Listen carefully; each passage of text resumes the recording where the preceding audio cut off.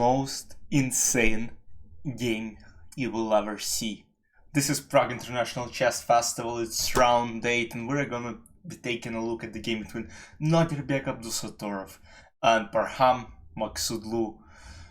Two players, 1 point apart. Let's see what happens. Nodirbek plays with white pieces, and Parham goes for Nodirbek, and Nodirbek plays this h3 move, the system I'm playing myself. So after e5 I usually play knight to2, but yeah, there is knight b3 system, and there are several approaches in this position. White can go for the plan with bishop e3, queen d2 and f4, and also the plan which Nodirbek played, which is bishop f3, queen f3, and basically g4.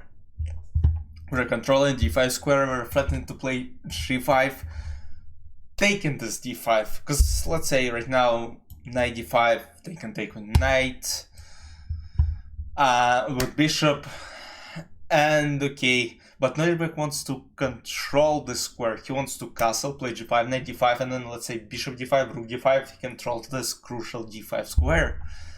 h6 is played, castle, rook c8, knight d5, knight f8, bishop d3, knight g6. So Parham is not castling yet, because he knows once he castles, Nodirbek will probably bring his rook to g1 and try to play h4, g5. So right now he played knight g6, maybe to play even knight h4 and then knight d5, go bishop d7 and control this h4, so Nodirbek can go for h4. Rook h1, knight d7, king b1, bishop g5. Now Parham made the game equal. In these positions, it's very important. As black, you have to trade this dark squared bishops, and this is what Parham did. c4, but look, I mean, Nodirbek still has space advantage. He has this d5 square, but now let's say bishop d5 and knight f4 at some point, and this f4 square looks sweet for black. Knight e3, queen d2, b6, knight d5, a5. So I don't even know if I would prefer to play black or white here. I would say right now black have no problems, because look, they are advanced on queen side. This f4 square looks very sweet, and knight will jump to it when the opportunity arises. This pawn on g5 is protected. I don't think, even though Nodirbek has this d5 square, he doesn't have anything more. a4 is played, and now knight f4, rook e3, g6. Now f5 square is even taken. Yeah, at some point maybe h4 will be played. So here h4 is finally played. Nodirbek is trying to make the game interesting, and h4 is a very important move, because let's say after g takes h4, there is knight f4 takes, and just maybe rook e1, and there is weakness on f4 which we will take, and if let's say g5, it's just a very bad move, because after queen c3, white have a huge advantage here. They can jump with knight d4 and then maybe even knight f5, or knight d4, knight b5, targeting d6 square. So this wouldn't be easy. So Parham is not going for this. Takes, rook c8, h takes g5, knight h7, which computer thinks is a mistake, but alright. Basically he's trying to take this pawn on g5, but here white have bishop a6. And the idea is now Nodirbek controls c file, because after rook c7, rook c1 takes, Nodirbek took this c file under control. So he can go rook c3, rook c7, and try to create something on the 7th rank, and target this b6, d6 weaknesses. So this is why it was a mistake. Queen c6, again mistake. Should have played rook c3, again trying to go to maybe c6. Queen c6, knight g2, rook c3, but he decided to go different way, and now pawn on f3 is under attack. Knight d2 is played, controlling f3 pawn, rook h8. rook e3, attacking the knight on e1, knight f1, attacking the rook, and here knight c2 is played. And rook c3, knight b4, and I mean now it started. This is why this game is brilliant. Knight h2 is played. Knight h2. Nodirbek Abdusattorov sacrifices his queen, making the game absolutely madness. It was a madness. He sacrificed the queen for this c pawn, and later on, oh my goodness, what would happen? So yeah, they're kind of rolling around here. b5. So knight to3, first mistake. Nodirbek should have played, and after knight b5, rook b3, and let's say knight d4, there is rook b6. Okay, but that's not easy to find. Like, on my level, it's probably unfindable, because I don't even understand stock first idea. And even for Nodirbek, maybe he calculated this but didn't go for it. He had like 25 minutes at that point, so I assume he calculated, but decided to go knight e3 to sacrifice, and now rook c2. I'm not really sure if he's trying to go g5, knight g4, knight f6. He tried this actually. Knight d5, b3, knight d4, so this is a crucial moment of the game. b3 is a huge mistake, because apparently after queen a7, black would have been winning, because now computer says c7 is the only move.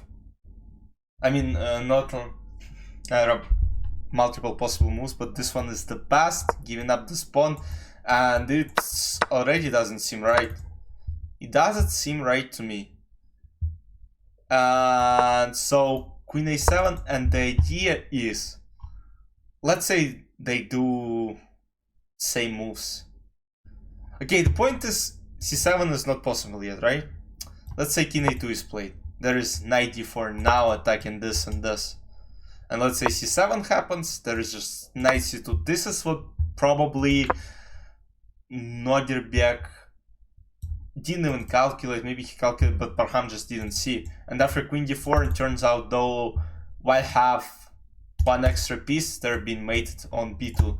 And this is probably why Parham didn't see it. Because this is actually like a tough idea, this. And we don't allow c7 yet, and knight d4 is threatening. And then the idea is to, if c7, c8 is pushed, then knight c2, queen d4, and checkmate on b2, which is absolutely insane. Knight d4 is played directly, and now c7 comes with the tempo. And the point is, after knight c2, of course we're taking this. Rook d2, and I mean, rook h2, a4, g5. So again, maybe trying to go this way and try to checkmate. Knight f3, rook f2, takes, and here my applause to Nodirbek. He sacrifices his rook. Another brilliant move. I mean, when I saw this game, like earlier today, I was like, this might be the craziest thing I've ever seen, because he sacrificed his queen.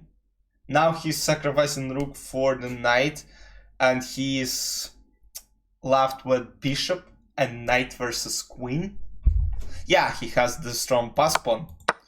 And in this position, after queen c1, this would have been a draw by repetition, because basically white can't escape check, but queen a5 was played. Bishop a4 now, queen c5, king b3, no checks. No checks. No checks. Let's say queen c1 is played, just knight c3, c8. No checks. No checks. The knight and bishop control everything. In this situation, knight controls everything. And knight is stronger than queen. That's just it. That's just it. So bishop a4 is played, queen a6, trying to defend this, king b4. Nodirbek is not afraid of anything, because, I mean, queen b7, one check. And again, no checks. King h7, king c4, no checks. King g7, bishop d7, queen a6, king b3, queen b7, king c2, no checks. c8. And here, boom! And Parham resigned, because after king g8, knight f6, king g7, knight e4, he's up. He's down bishop and knight. And Parham admitted his loss, and Nodirbek has won this tournament with one round left. And again, Nodirbek jumped to number 4 in the chess world live rating with 2765, and this guy is not even in the candidates. This guy is not in the candidates, but he's number 4 in the world, behind Magnus, Fabi, and Hikaru. That's the future of chess. He is moving very fast. He is even higher than world champion Dean Liran. And that game proved why he's so good, so powerful. I mean, that game is just insane. And with one round left, again, Nodirbek is 6 out of 8, and he has won it. 4.5 points for Taidai Wangen, Parham Maksudlu, and Pragnantha. Then David Navarro, Ricci, and Gukish has finally won again. He had a great game today too. And Vidit is still the last spot in this tournament. And I'm looking towards the last round. I'll see you in the next recap. See you soon. Bye bye.